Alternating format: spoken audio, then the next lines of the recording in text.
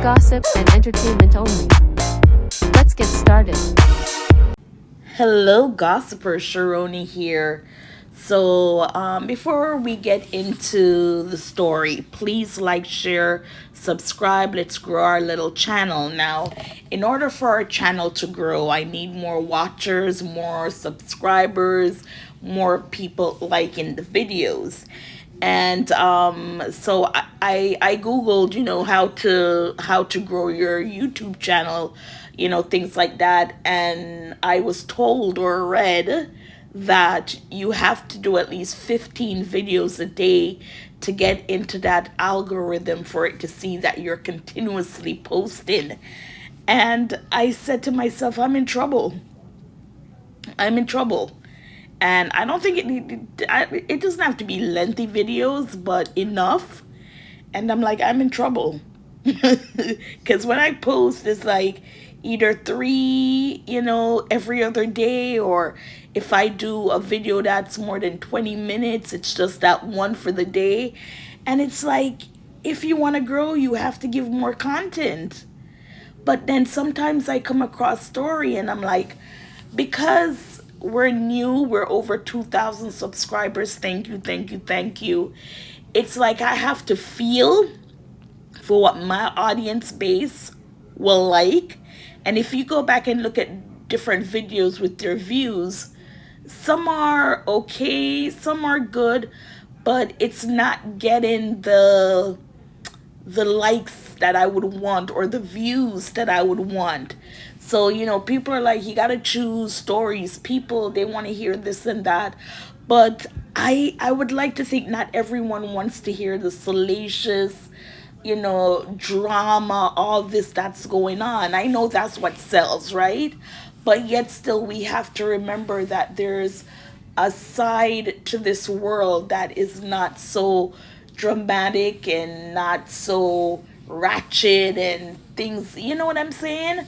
So it's like I want to give you both. I want to give you serious stories, but then stories where you're like, oh my God, that is so ghetto, or stories that's like inspirational, just different stuff like that. And it's like, I don't want to just put one label on this channel like it's only going to be this. Like when I first started, it was like, oh, it's only entertainment, nothing else. But then when I realized what's going on in the world and different stuff that's happening, some might say you want to do a channel to get away from what's in the world, but for some reason you can't just let go. And if you are the only source of, I don't want to use information because I'm just a regular person who just wants to make videos and hopefully people will see, like, share, and subscribe. But even if it's just to make you aware of certain stories that's going on in the world, that's what I want to bring to you also. So, it's building with YouTube. It's going to take a long time. Why? Because millions and people are doing what I'm doing. And when you are on a budget, or you don't have a budget in the sense that you're just recording and posting, unlike other YouTubers who are well accomplished and, their sets look like, they're working on your local news, they're screening there, So it's going to take a long time. I've been doing this for what, like 2 years now, finally up to 2,000 views. And like I said, it's not that easy. Like my mom would say, if you started like 10 years ago, 15 years ago, you might have, been somewhere in the sense where you could make money, because we're not making money. Don't let the amount of subscribers show you, or make you think like, wow, all these people are watching, so I'm gonna. No, it's not easy. I have a very long way to go if this is something I want to continue doing. So, yeah, so like, share, subscribe, spread the word. Tell me what you like. You're my audience. What do you like? What would you like to see me report on? Like I said, it was entertainment based, but now I want to add real world situations in it, just in case if you don't have that platform to go to, you do get a sense of what's going on in the world when it comes to, different situation. We can't report everything, right? That's why there's a collective of everything.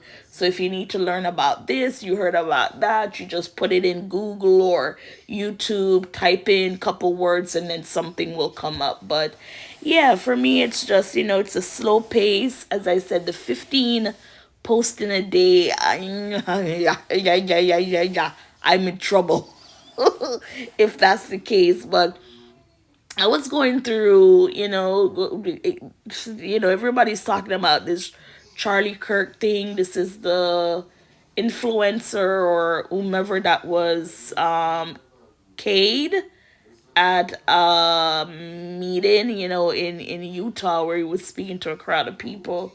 I never knew who he was until that moment when it happened, but that's for another time. The reason why I came on here is that I was strolling through and you have a couple, their name is Jay and Pamela.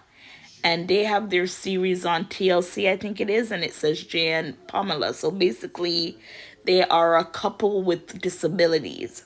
Not only that, but Jay was, I'm not quite sure what the female name was, but Jay was born a female and then transitioned to a male.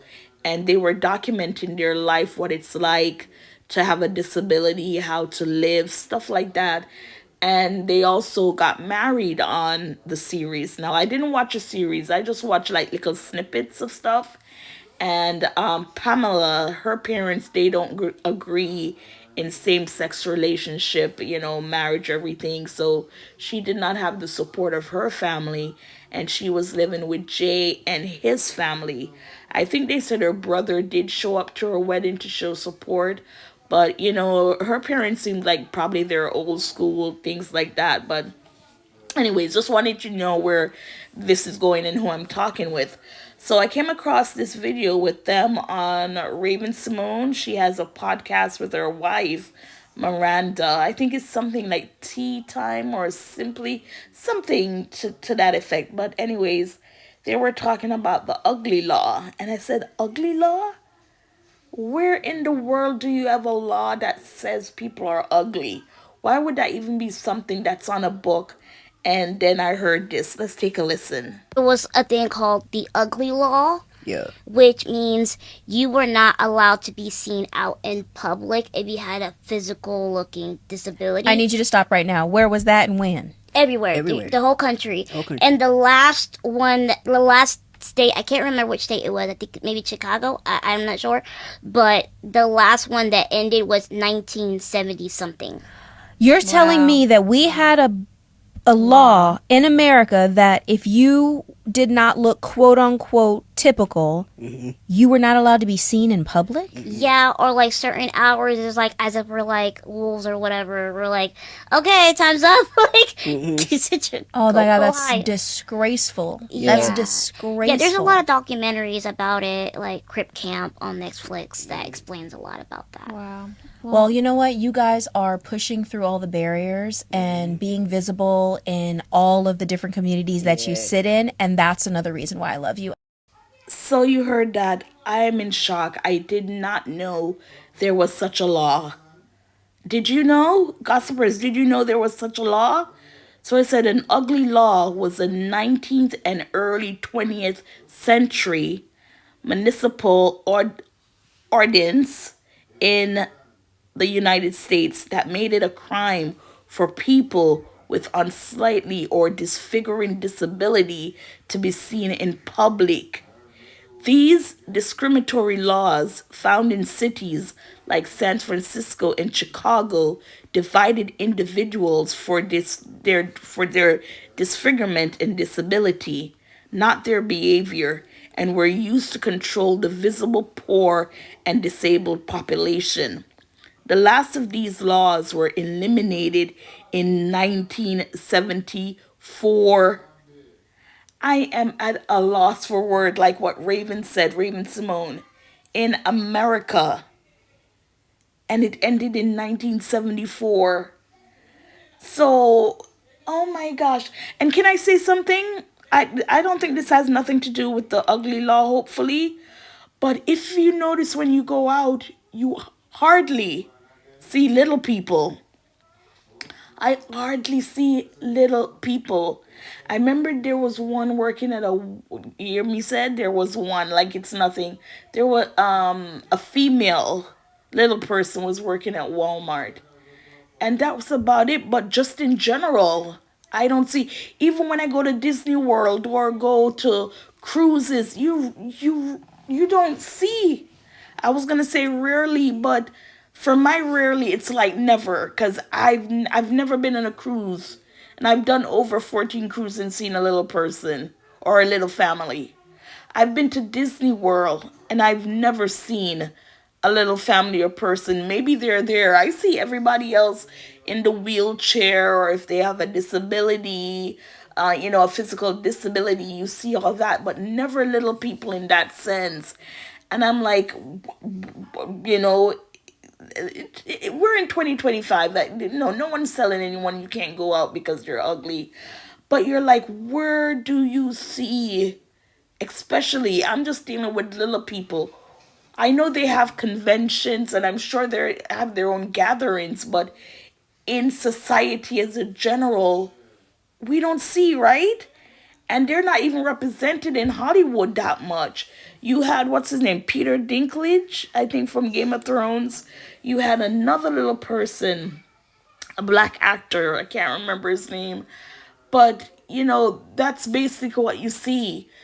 But I'm going off topic here, but just to get back to this law that if you did not look like Raven said, a quote unquote ordinary person, then you weren't allowed out of your house to be seen. Could be always, or as Pamela said, certain times, like you have a curfew. You can't be out for. Oh my gosh, what? Ooh. Yeah, so yeah, I had to bring it to you. And then it said that it emerged in the late 80s.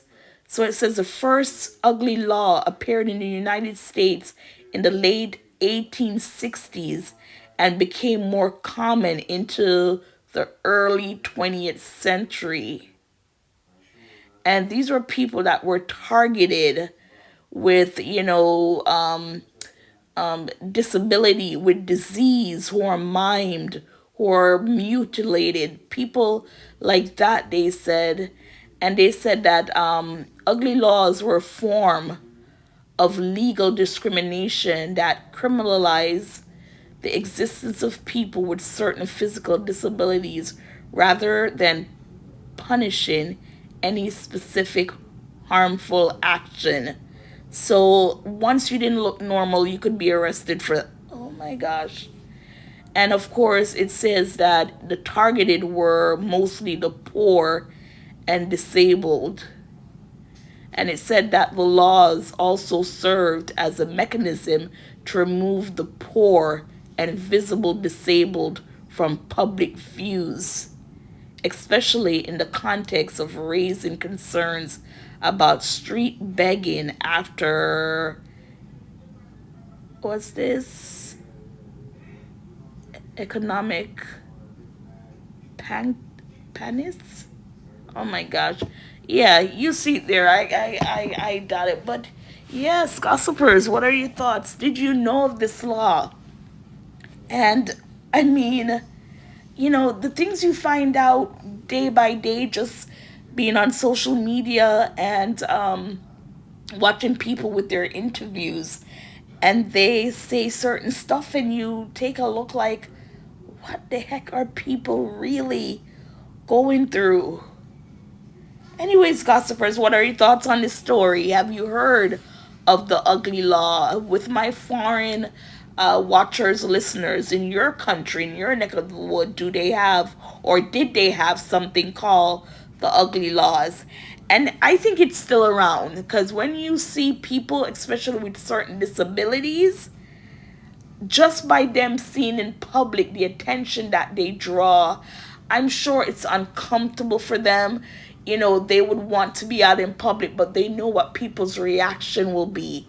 And you have some people to go as far as calling cops and this and that because that person does not fit in with what society looks like.